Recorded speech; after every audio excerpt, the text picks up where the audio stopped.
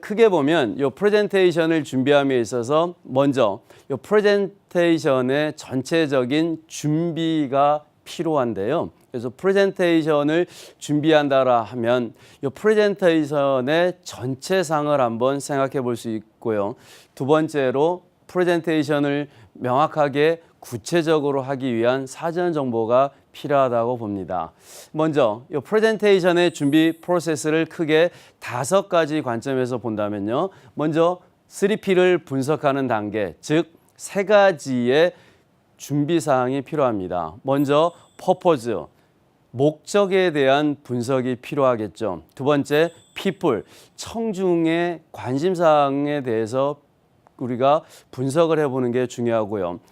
다음으로 어떤 place, 장소, 어디에서 프레젠테이션을 하느냐에 대한 분석부터 출발을 합니다. 크게 보면 리허설의 어떤 단계까지로 우리는 5단계로 정리해 볼 수 있는데요. 그래서 리허설을 좀 더 명확하게 하기 위한 어떤 방법들을 조금 더 체계적으로 학습하는 게 중요하다고 봅니다. 먼저 이 3P 분석을 해야 되는 중요한 이유는 이 프레젠터가 전체적인 느낌과 전체적인 가이드라인을 이해함에 있어서 전체적인 그림을 그리기 위해서 꼭 필요한 내용이 3P에 대한 내용이다라고 볼 수 있고요. 두 번째로 시나리오를 구축한다. 얼마만큼 이 프레젠터가 정확한 내용을 구성하느냐에 따라서 전달하고자 하는 메시지의 힘이 다를 수 있다는 말씀을 드리고 싶습니다. 그러니까 결과적으로 프레젠테이션을 잘한다는 건 시나리오 구축을 명확하게 한다라고 이해해 볼 수 있는 거죠. 그래서 다음은 상호작용에 대해서 살펴보면 이 상호작용이란 이 two-way 커뮤니케이션이다라고 볼 수 있고 적절하게 프레젠테이션을 함에 있어서 대화하듯이 속삭이듯이 자연스럽게 물 흐르듯이 얼마만큼 연출이 용이하냐가 프레젠터의 성패에 지대한 영향을 끼칠 수 있다라고 봅니다. 자, 다음으로 발표 자료를 준비해야 됨에 있어서 좀 아쉬운 점이 있다면 최근에 발표 자료가 너무 프레젠터보다 앞서가는 경향이 있습니다. 그래서 프레젠테이션을 함에 있어서 프레젠터가 주인공이 되어야 됨에도 불구하고 이 자료가 뭔가 이 프레젠테이션을 함에 있어서 프레젠터를 앞서가는 경향이 있기 때문에 이 적절한 발표 자료를 효과적인 전달에 맞추어서 준비하는 게 필요하다라는 점을 강조하고 싶습니다. 아까 먼저 말씀드렸던 이 리허설에 대해서도 살펴본다면 리허설이란 결과적으로 실전에 가깝게 해보는 거죠. 그래서 실전에 가깝게 얼마만큼 현장에서 프레젠테이션을 할 때 내가 제대로 할 수 있느냐는 리허설에서 이미 결정된다라고 이야기해도 과언이 아니라고 생각합니다.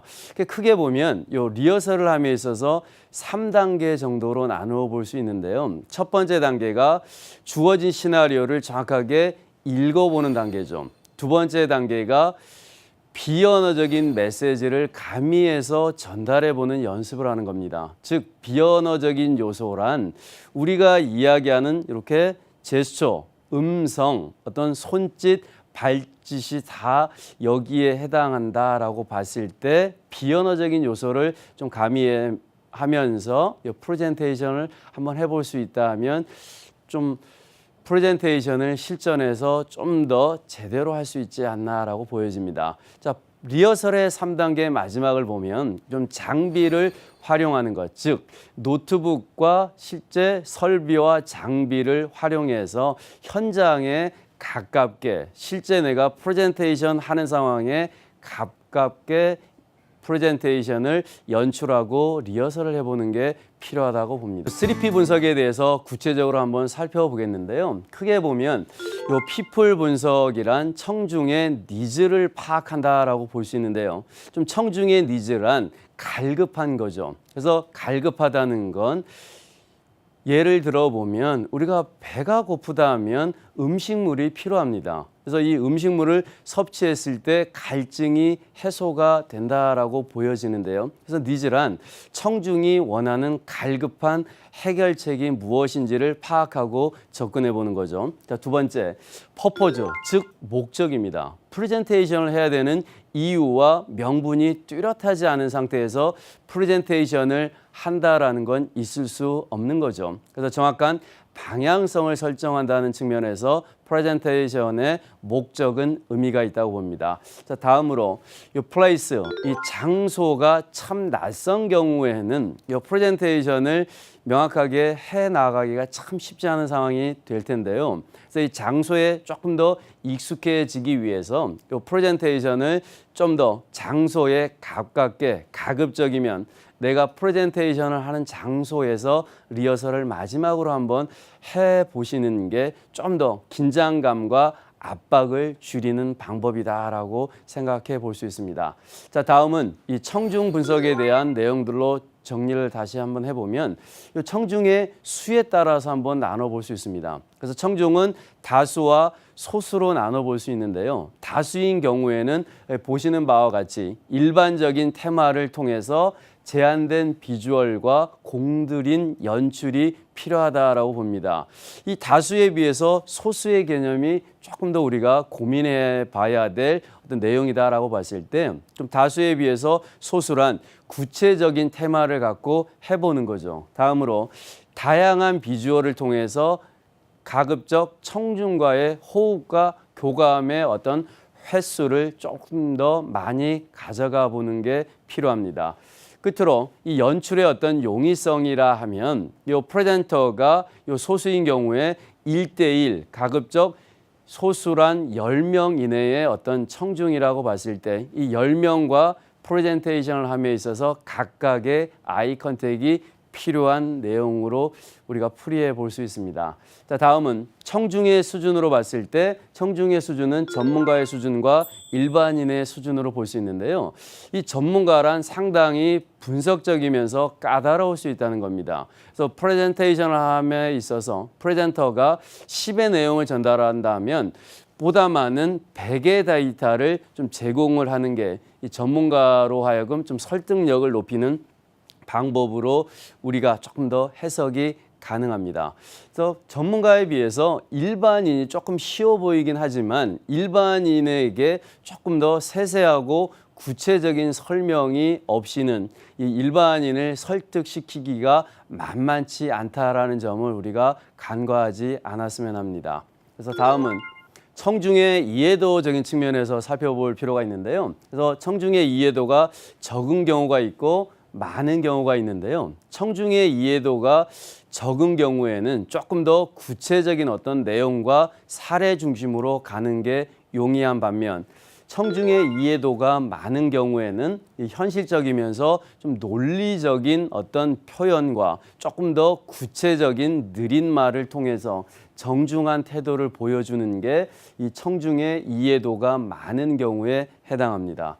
다음은 청중의 성별을 남자와 여자로 나눠볼 수 있고 우리가 여성과 남성의 관점에서 바라봤을 때 여성은 조금 더 경험담과 감성 위주의 접근이 필요한 반면 이 남성의 경우에는 논리성과 통계, 구체적인 자료를 갖고 전개해 나가는 것이 훨씬 설득력을 높이는 체계적인 방법이라고 볼 수 있습니다.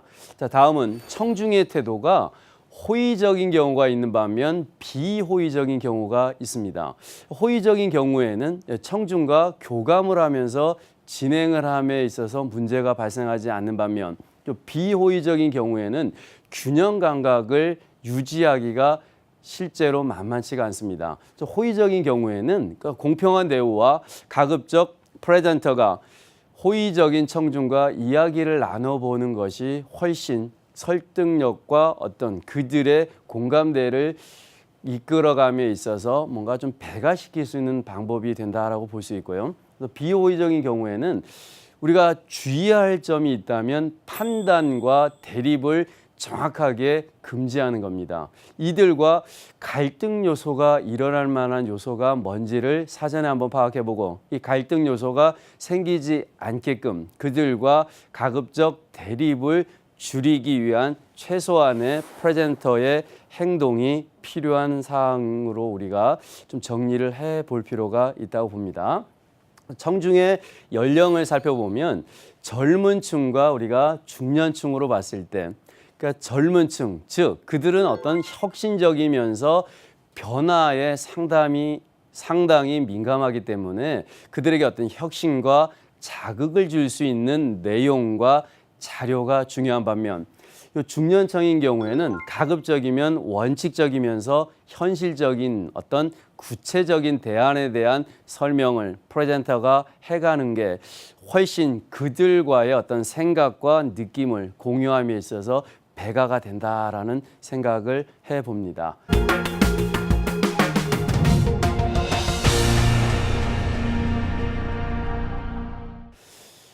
그러니까 지금까지 정리를 한 내용들을 크게 보면 우리가 아이카프 분석이다라고 볼 수 있는데요. 이 청중 분석에서 많은 내용을 다뤘습니다. 청중의 어떤 수, 청중의 연령, 청중의 성별, 청중의 이해도 측면에서 바라봤는데요. 우리가 결과적으로 봤을 때 피플에 대한 분석 중에 가장 중요한 분석은 아이카프에 대한 분석입니다. 그래서 먼저 A, 어디언스에 해당하는 이 청중의 목표 수준을 우리가 사전에 체크해 보는 겁니다. 그래서 청중의 관심도가 몇 단계 정도가 될까를 봤을 때 이 5단계를 기준으로 해서 청중의 관심을 예상되는 단계로 우리가 사전에 계획을 하고 이 단계에 맞게끔 프레젠테이션을 진행해 나가면 되는 거죠. 자, 두 번째는 이 프레젠테이션과 관련해서 I, 인터레스트에 대한 부분입니다. 그래서 프레젠터가 갖고 있는 이 프레젠테이션의 목표가 뭔지를 5단계로 나눠 놓고 각 단계에 맞게끔 프레젠테이션을 준비해 보는 것이죠.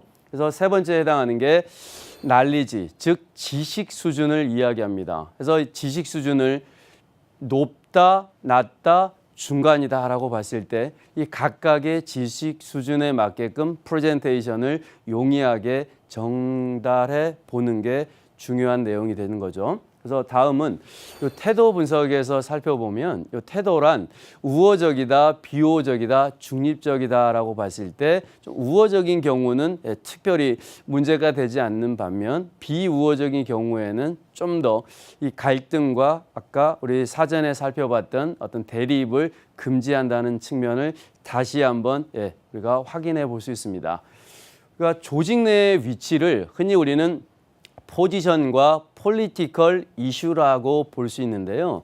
그래서 포지션이란 이 조직 내, 즉 기업에서의 역할과 직책을 이야기하는 반면 이 폴리티컬 이슈란 기업 내의 여러 가지 이해관계가 복잡하게 얽혀 있기 때문에 이 과거에 비해서 의사결정을 해주는 어떤 시간과 과정이 훨씬 더 많아지고 있다는 게 우리 프레젠터를 점점 힘들게 한다라는 어떤 내용으로 고민해 봤을 때 우리가 좀 더 이 5가지에 대한 어떤 관심이 필요하지 않을까라고 보여집니다.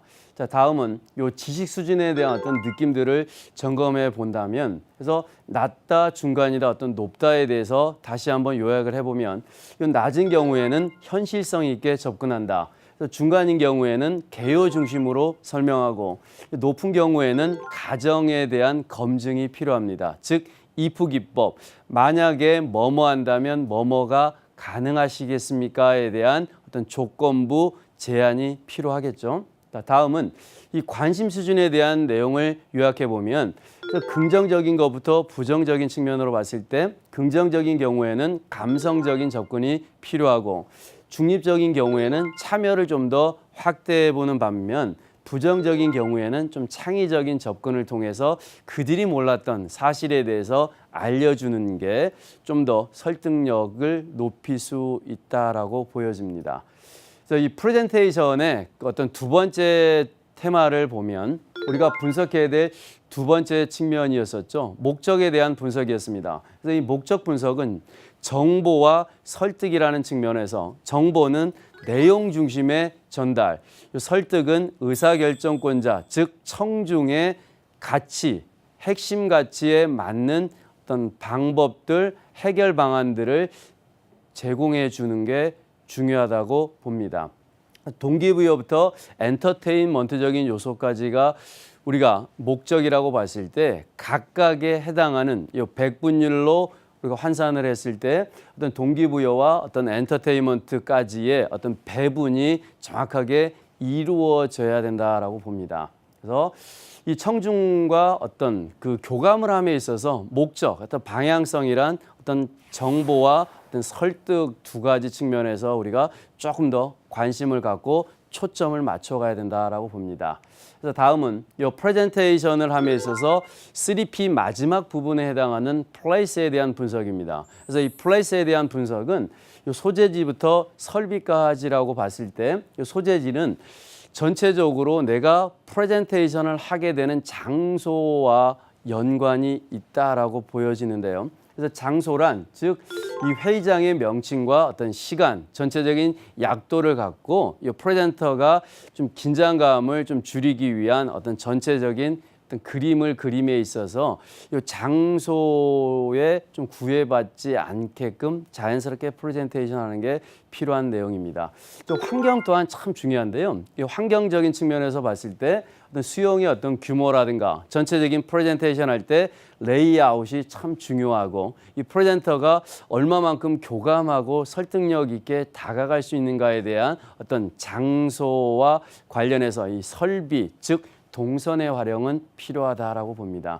그래서 이 설비적인 측면을 다시 말씀드리면 이 설비란 이 프로젝터와 이 노트북과의 어떤 그 장비를 활용함에 있어서 좀 더 유연함이 필요하다라고 볼 수 있는데요. 또 유연함을 좀 확보하기 위한 스크린의 위치가 중요합니다. 그래서 스크린의 위치는 그래서 프레젠터를 중심으로 해서 어떤 편안하게 전달할 수 있는 좀 위치를 선정해서 프레젠터가 사전에 이 스크린의 위치를 편하게 조정해 놓고서 프레젠테이션을 한번 해보는 게 좀 필요한 내용이라고 요약해 볼 수 있습니다.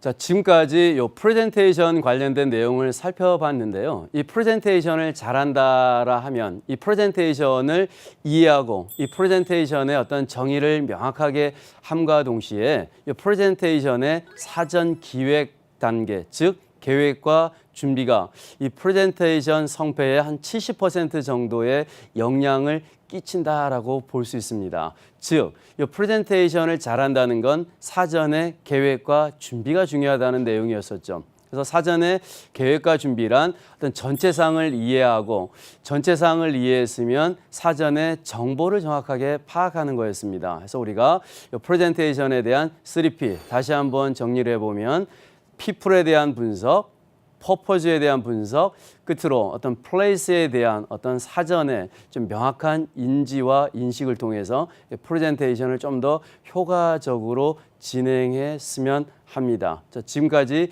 이 프레젠테이션과 관련된 이해에 대해서 말씀드렸습니다.